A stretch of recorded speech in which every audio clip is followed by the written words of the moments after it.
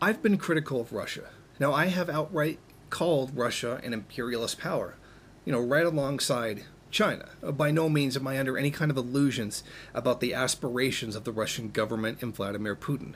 No country really wants to remain as some kind of second class country. They want that kind of those global spheres of influence. And both China and Russia are no exception. They want them as well. That is why China is building military bases in Africa. And that's why Russia is beginning to do the same thing. But here is a piece of news that really puts all this into perspective. The Russian government is looking to approve the legalization of private armies, private military companies, often referred to as security companies when really they're just mercenaries.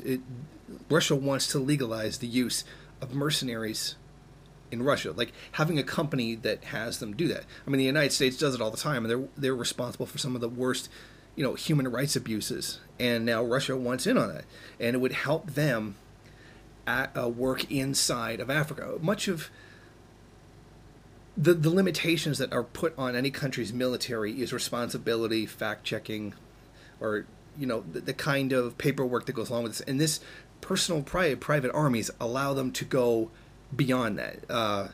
Anything they do doesn't officially account in a war, etc. Their plausible deniability. Well, it wasn't us; it was the private company who did that, etc. And it now appears that Russia wants in on that as well. I mean, there's no other reason for mercenaries. Like Russia, there isn't an altruistic reason why Russia would want these mercenaries. It's just not there. That's not what mercenaries do.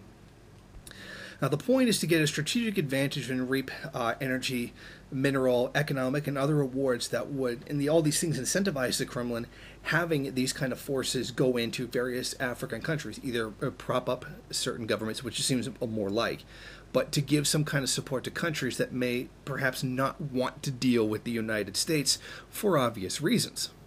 Now, RT reported that the Russian parliamentarians are going to submit a draft proposal in the coming weeks to legalize the mercenary industry, which is officially referred to as the private military companies, with the outlet arguing that this step is long overdue and would simply amount to Russia keeping pace with great powers. Now, we know that RT is the Russian state media, and if they're saying something like that, then it's almost coming from the Russian government itself. And it's very telling what RT is saying. They're not even really trying to push some kind of altruistic cover. They're saying this is for Russia to compete with the United States. And that's what these mercenaries do for America.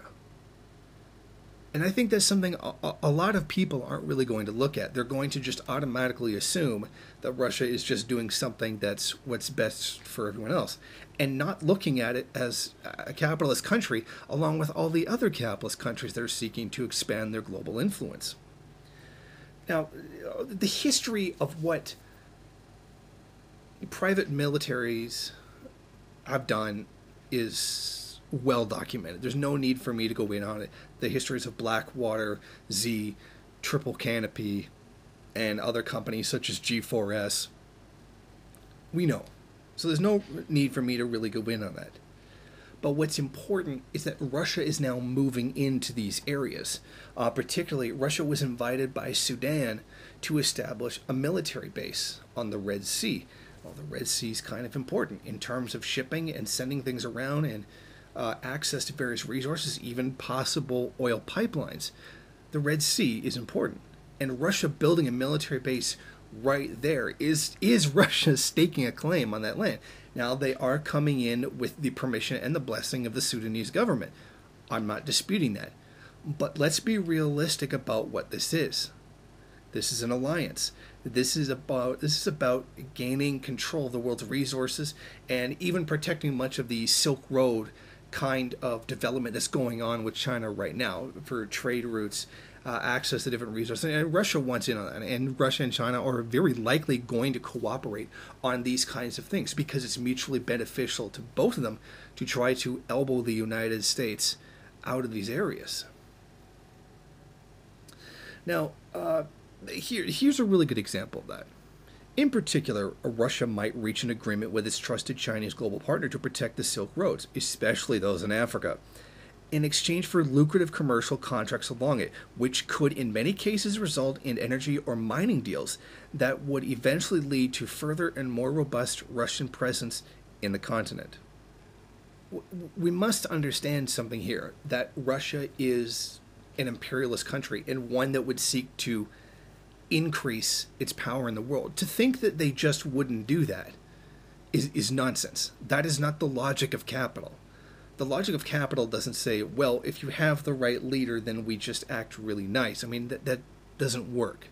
I mean, China's doing the same thing. China's not building military bases inside of Africa out of the goodness of its heart. It's doing that to control shipping routes, etc., to compete against the United States. It's not defending the world from the United States. Russia's not defending the world from the United States. They're competing with it, because that is the logic of capital. These are not socialist countries that are looking out for the best interests of everyone. And I think what's important is that they see the American empire coming to an end. I mean, we've seen reports from inside the U.S. government, particularly the CIA, that says the American empire is beginning to fall. The U.S. now has to resort to more and more overt measures in order to try to keep itself together. It has to militarize the police more than ever. It has had a more aggressive foreign policy than ever in order to maintain that global hegemonic position, which is slipping out of its hands. You know, Lenin told us that fascism is capitalism in decay, and that's what we're seeing. And the U.S. is going to go completely along that course, because no empire can last forever. No empire, socialist or capitalist, is going to last forever. Particularly capitalism, which is rife with all the internal contradictions that you would have with a capitalist system. But I think that's what's important. Russia and China see this coming. They see that the United States is beginning to fall. And they want to be there when it happens. They smell blood. Now's the time to move into these areas because the U.S. is stretched too thin, or they're facing too many problems at home. And that's what may lead to another war. I sincerely doubt it will happen. I think the United States will just slowly decline to a point where it's no longer able to keep up its hegemonic position. So I don't really think there's some great war between the United States against Russia and China coming. But what we're definitely going to be seeing is the end of the U.S. empire.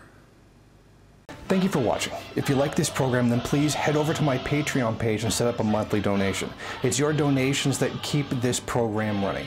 Also, if you would like, please rate, comment, subscribe, and share in various social media.